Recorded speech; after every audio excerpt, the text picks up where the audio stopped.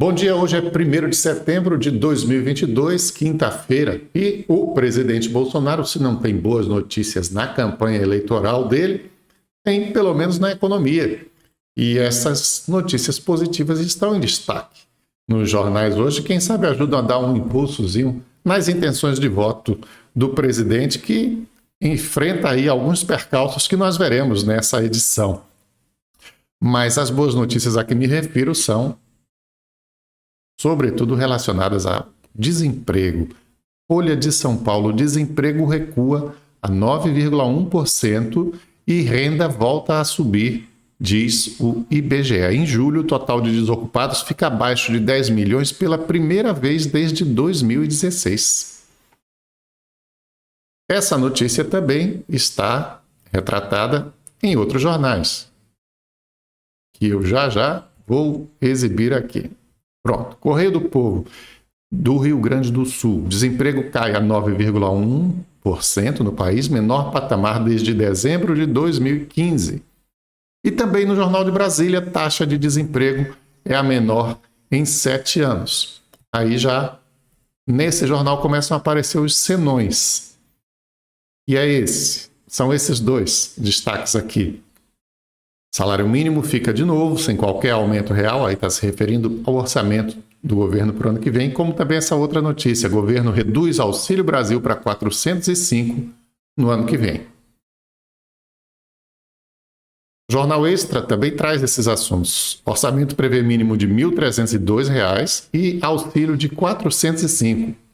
O governo diz ainda ser possível buscar recursos para manter o Auxílio Brasil de R$ 600. E o benefício que hoje é pago a caminhoneiros e taxistas não está na proposta. O Correio Brasiliense também trata do orçamento. O orçamento de 2023 prevê 50 mil vagas em concursos. Então, o pessoal que está de olho no emprego público já pode aí se ir aquecendo para concorrer aos muitos que devem acontecer no ano que vem, segundo a proposta orçamentária enviada pelo governo. E também, tratando de orçamento sob um outro viés, o jornal o Globo registra que as promessas de candidatos não cabem no orçamento. A proposta para 2023 não inclui correção do imposto de renda, auxílio de R$ 600 e reajuste real do mínimo. E cada candidato faz mais promessas, né, de isentar. Por exemplo, sempre se fala e nunca se cumpre. Tem várias coisas que nunca se cumprem, que é sempre promessa de eleição. Ensino em tempo integral, essas são promessas feitas no nível municipal e no nível estadual, que nunca saem da promessa.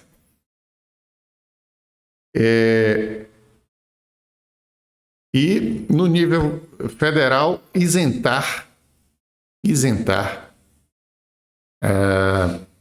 quem ganha até 5 salários mínimos do imposto de renda. O que não é nada assim fora não é nada fora daquilo que é o razoável, né? É o razoável, é o certo, é o que deveria ser, porque 5 salários mínimos não é nenhum grande salário para a pessoa ter um naco ali de 17, 20, 25%.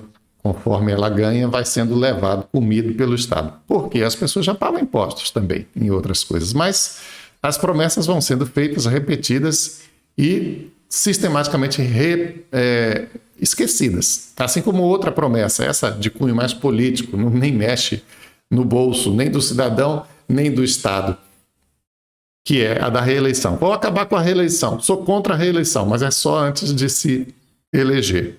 Primeiro dia no cargo, o cara já começa a ser a favor da reeleição e a agir pensando nela. Jornal à Tarde, falta de ônibus prejudica a integração com o metrô. Jornal Estado de Minas, PMs devem usar câmeras nas fardas ainda este ano. Porém, com uma diferençazinha lá. Dispositivos que podem coibir abusos já foram adquiridos, mas acionamento dependerá do policial. Ora, veja. Mas a PM mineira alega que, inclusive, esse sistema é o sistema usado nos Estados Unidos. Bem, de qualquer modo, já é algo a mais, já é um avanço. E as câmeras nos uniformes, elas não são feitas para incriminar os policiais. Elas servem também para proteger os policiais de acusações, às vezes falsas, às vezes injustas. Pode ser minoria, mas acontece. Muitas vezes, os policiais militares são recebidos, sim, com hostilidade, evidentemente, ou muitas vezes, quando é um cara, um arruaceiro, um sujeito que está provocando briga, atrito, confusão, quando chega a polícia, ele quer continuar na valentia dele, não aceita a intervenção policial. Claro que essas coisas acontecem.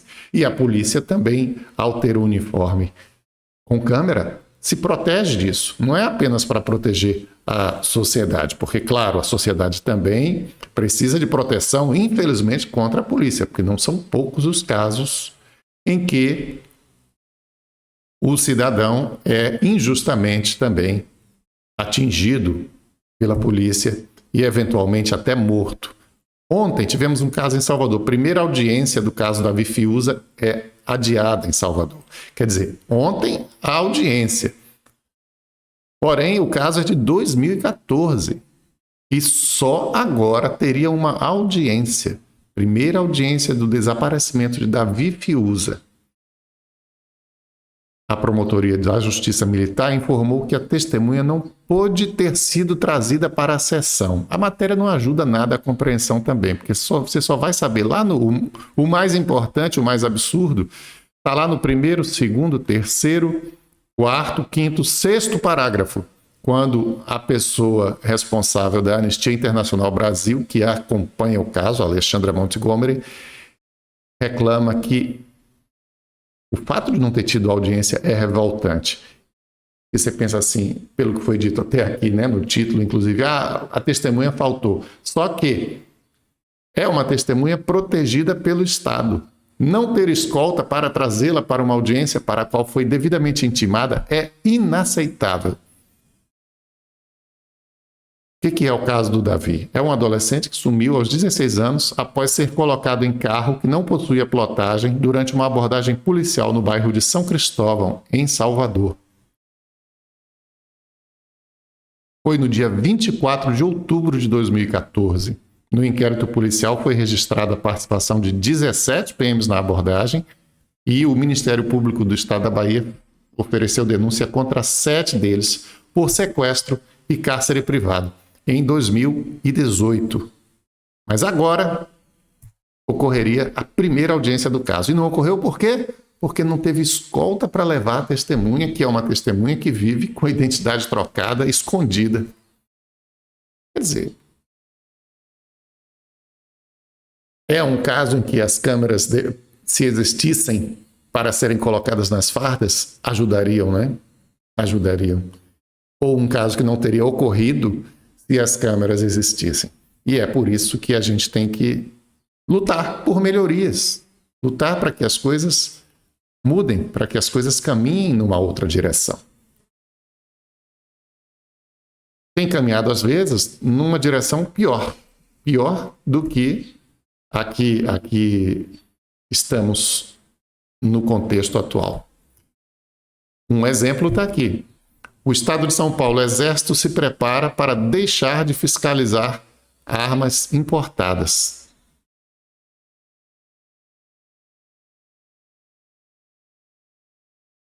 Medida agrada a lobby e deixa fabricante nacional insatisfeito. O Exército tem pronta proposta para deixar de forma definitiva a fiscalização de armas de fogo, munições e coletes importados. A medida agrada ao lobby armamentista interessado em facilitar a importação. E aí você tem um complemento disso aí já no jornal Folha de São Paulo, sobre o número de armas com caçadores e atiradores, que chega a 1 milhão no Brasil. O crescimento foi de 187% em relação a 2018, que é um ano antes do início do governo do presidente Bolsonaro. E aqui tem o registro, né? Em 2018, o gráfico mostrando essa evolução, que não é evolução, né? Passamos em 2018 de 350 mil para 400 em 19, 500 em 2020, 700, quase 800 em 2021 e agora em 2022 já chegamos a 1 milhão de armas na mão dos chamados CACs, caçadores, atiradores e colecionadores. Ou seja, a sociedade brasileira está aí armada até os dentes. E as consequências disso não costumam ser boas, tá? Até existem países em que as pessoas, em grande parte da população anda armada, mas o risco da gente viver como nos Estados Unidos, ou um risco da gente ter aí é como nos Estados Unidos, né, que toda hora acontecem tiroteios, as pessoas são afetadas, mortas pelas ações desses que se acham no direito de sair por aí dando tiro nos outros, porque tem armas e portes de arma. O risco é grande de a gente passar aqui no Brasil pelo mesmo, porque a gente já vê vários incidentes assim absurdos no dia a dia, né? Já temos visto isso sistematicamente. Bem, eu mencionei que teríamos no início, né, na abertura, também as notícias que são negativas para a campanha de Bolsonaro. Dentre elas, dentre todas, a pior talvez seja essa daqui, esse site, que ontem estourou aí a repercussão acerca dele na internet. É bem provável que saia do ar esse e outros sites que têm sido construídos pregando contra o presidente Bolsonaro. Só que o mais curioso é o domínio bolsonaro.com.br, porque eles vacilaram, esqueceram de manter o controle do domínio, uma coisa que custa R$40. Quando você registra um domínio seu, ninguém tem aquilo ainda, é um nome que você quer registrar na internet para criar um site, custa R$40 o site .com.br. Por ano, R$40 por ano. E o pessoal de Bolsonaro deixou escapar o domínio bolsonaro.com.br, que já foi de alguém favorável a ele e que trazia informações que o promoviam, e agora é isso daí, é um site que o ataca. Já começada essa abertura em que ele aparece travestido de Hitler. E aí vão diversas, tem muito conteúdo assim detalhado, é um site esteticamente bem feito, e tome-lhe pau no Bolsonaro. É ele beijando os fascistas mundo afora. Agora parece que já tiraram do ar aqui, ó.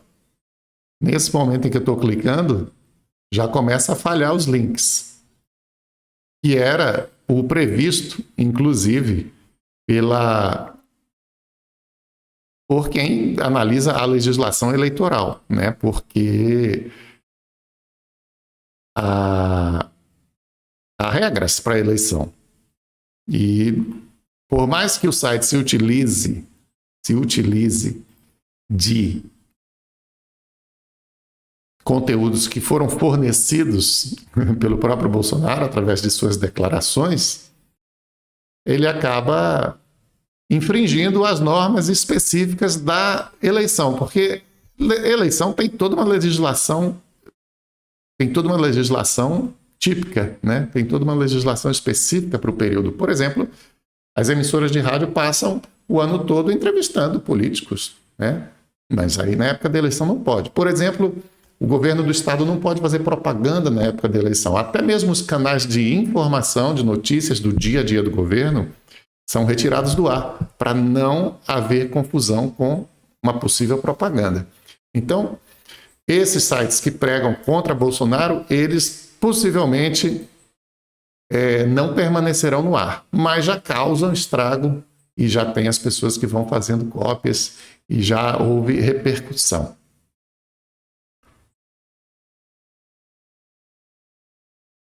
A Câmara de Feira de Santana colocou em destaque uma notícia, mais uma notícia contra o governo municipal, já que legitimamente a Câmara faz oposição ao governo municipal. E a notícia é essa: cópia integral de contrato firmado entre o Fundo Municipal de Educação e uma empresa de transporte deve ser enviado à Câmara. E repercutiu, inclusive, no Jornal à Tarde, com essa leitura aqui: Prefeitura de Feira vai gastar 28 milhões após aditivo em contrato. Câmara pediu cópia do aditivo firmado entre o Fundo Municipal de Educação e a CG Transportes Urbanos Limitada. Mas fica uma coisa assim, qual é o problema de, essencialmente, de existir um aditivo num contrato? Pega-se um número grande, aí causa uma impressão. A Prefeitura de Feira vai gastar 28 milhões. E daí? A Prefeitura de Feira gasta 1 bilhão e 300 milhões, porque esse é o orçamento do ano. Quem foi que disse que tem algum problema no contrato em si? É isso que realmente... Aí parece que escolhem-se a dedo, pinçam-se.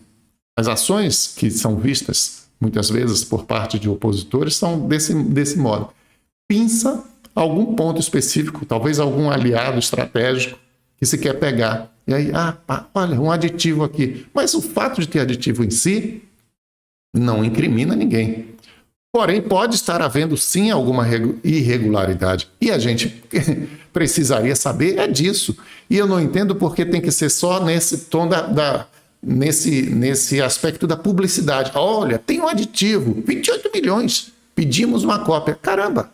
Você tem gente, tem assessores, tem equipe para ver isso e efetivamente apresentar logo uma denúncia com uma acusação consistente e não lançar ao vento suspeitas.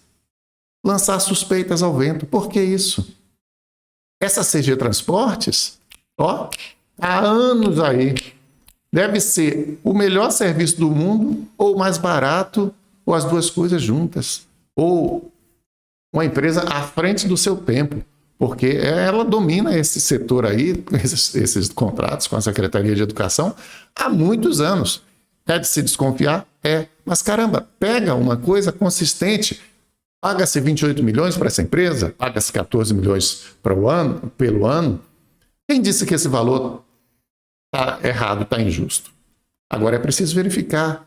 O serviço é prestado de forma adequada? Esse preço é adequado? E não simplesmente, teve um aditivo, vamos pedir as informações. E daí não sai mais nada. Fica só nisso, só nesse oba-oba. E que, inclusive, é tão inconsistente que até para se explicar é assim. Se alguém conseguir entender esse parágrafo, por favor, entre em contato comigo, porque eu não tenho essa capacidade. Na edição do Diário Oficial de 13 de agosto, foi publicado que o contrato, por ser de valor relativamente elevado, é de suma importância que tenhamos uma maior transparência quanto a todo o processo de contratação na seara administrativa licitatória e do contrato vigente, através de cópias integrais desses contratos e documentos, inclusive no que se refere à prorrogação contratual em até 12 vezes, passando o valor originário do contrato de 14 milhões para o valor acumulado de 28 milhões. É uma redação tenebrosa, horrorosa. Inclusive, precisou, para ser publicado no Jornal à Tarde, que eles fizessem um esforçozinho lá e, ao invés de postar o release, chamassem alguém para construir um texto. Então, assim não vale, né? É preciso fiscalização, mas é preciso uma coisa coerente, uma coisa consistente. São tantos assessores que os vereadores têm. A Câmara como um todo, aqueles que assessoram os diversos vereadores e a casa como um todo e a mesa diretiva, apresenta algo mais consistente. Aliás, vai começar a CPI, né, que espera-se justamente que também tenha esse tipo de papel do shopping popular, né, que venha com informações consistentes. Como chegou a uma conclusão e com consequências a CPI da saúde na Câmara Municipal. Justiça seja feita. Agora, muitas vezes ocorrem casos como esses aí que eu mencionei em relação a esse aditivo que foi solicitado para um caso que é bem o caso de precisa botar uma lupa lá para ver mesmo isso. Mas faz uma coisa consistente. Não fica no oba-oba. Mais de 30 pacientes aguardam regulação em feira. Novamente, o relatório que semanalmente a Prefeitura traz, inclusive com o caso de um paciente que está na Policlínica do Feira 10, de 43 anos, desde segunda-feira na Sala Vermelha, com suspeita de AVC. A esposa disse à prefeitura que o SAMU levou para o Clériston Andrade e lá ele não conseguiu ser atendido. Imagina uma pessoa com AVC, como é que fica a situação dela, né? Ela não pode ficar sem atendimento, sem sequer um diagnóstico, vários dias, senão o caso se torna irrecuperável. Mas essa tem sido muitas vezes a realidade. Bem, nesta quinta-feira vamos ficando por aqui e estaremos de volta amanhã, sexta-feira, dia 2 de setembro. Um abraço para você e até lá.